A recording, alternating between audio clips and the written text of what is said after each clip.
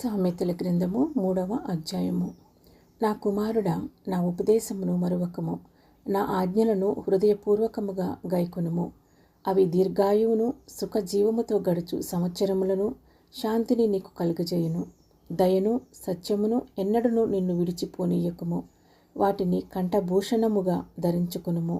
నీ హృదయమును పలక మీద వాటిని వ్రాసికొనుము. అప్పుడు దేవుని దృష్టి యందును మానవుల దృష్టి యందును నీవు దయనుంది మంచివాడవని అనిపించుకుందువు. నీ స్వబుద్ధిని ఆధారము చేసుకొనక నీ పూర్ణ హృదయముతో యెహోవా యందు నమ్మకముంచుము. నీ ప్రవర్తన అంతటి యందు ఆయన అధికారమునకు ఒప్పుకొనుము. అప్పుడు ఆయన నీ త్రోవలను సరళము చేయును. నేను జ్ఞానిని కదా అని నీవనుకొనవద్దు. యెహోవా యందు భయభక్తులు కలిగి చెడుతనము విడిచిపెట్టుము. అప్పుడు నీ దేహమునకు ఆరోగ్యమును నీ ఎముకలకు సత్తువయు కలుగును. నీ రాబడి అంతటిలో ప్రథమ ఫలమును నీ ఆస్తిలో భాగమును ఇచ్చి యెహోవాను ఘనపరచుము. అప్పుడు నీ కొట్లలో ధాన్యము సమృద్ధిగా నుండును.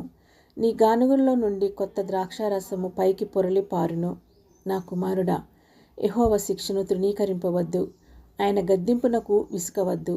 తండ్రి తనకు ఇష్టడైన కుమారుని గద్దించు రీతిగా యెహోవా తాను ప్రేమించు వారిని గద్దించును. జ్ఞానము సంపాదించినవాడు ధన్యుడు. వివేచన కలిగిన నరుడు ధన్యుడు.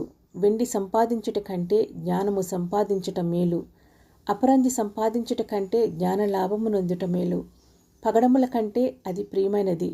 నీ ఇష్ట వస్తువులన్నీ దానితో సమానములు కావు. దాని కుడి చేతిలో దీర్ఘాయువును దాని ఎడమ చేతిలో ధన ఘనతలను ఉన్నవి. దాని మార్గములు రమ్య మార్గములు. దాని త్రోవలన్నీ క్షేమకరములు. దానిని అవలంబించు వారికి అది జీవవృక్షము. దాని పట్టుకుని వారందరూ ధన్యులు. జ్ఞానము వలన యెహోవా భూమిని స్థాపించెను. వివేచన వలన ఆయన ఆకాశ విశాలమును స్థిరపరచెను.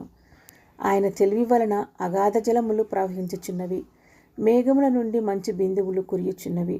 నా కుమారుడా, లెస్సైన జ్ఞానమును వివేచనను భద్రము చేసుకునము. వాటిని నీ కన్నుల ఎదుటి నుండి తొలగిపోనీయకము.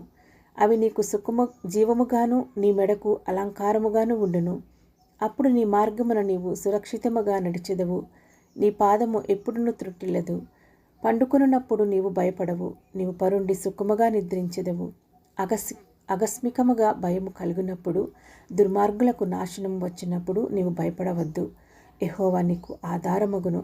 నీ కాలు చిక్కబడకుండునట్లు ఆయన నిన్ను కాపాడును. మేలు చేయుట నీ చేతనైనప్పుడు దాన్ని పొందదగిన వారికి చేయకుండా వెనుక తీయకము. ద్రవ్యము నీ యొద్ద నుండగా రేపు ఇచ్చెదను పోయి రమ్మని నీ పొరుగువానితో అనవద్దు. నీ పొరుగువాడు నీ యొద్ద నిర్భయముగా నివసించినప్పుడు వానికి అపకారము కల్పింపవద్దు. నీకు హాని చేయని వానితో నిర్నిమిత్తముగా జగడమాడవద్దు. బలత్కారము చేయు వాని చూచి మచ్చరపడకము. వాడు చేయు క్రియలను ఏమాత్రమును చేయగోరవద్దు. కుటిలవర్తనుడు యెహోవాకు అసహ్యుడు. యథార్థవంతులకు ఆయన తోడుగా నుండును. భక్తిహీనుల ఇంటి మీదికి యెహోవా శాపం వచ్చును. నీతిమంతుల నివాస స్థలమును ఆయన ఆశీర్వదించును.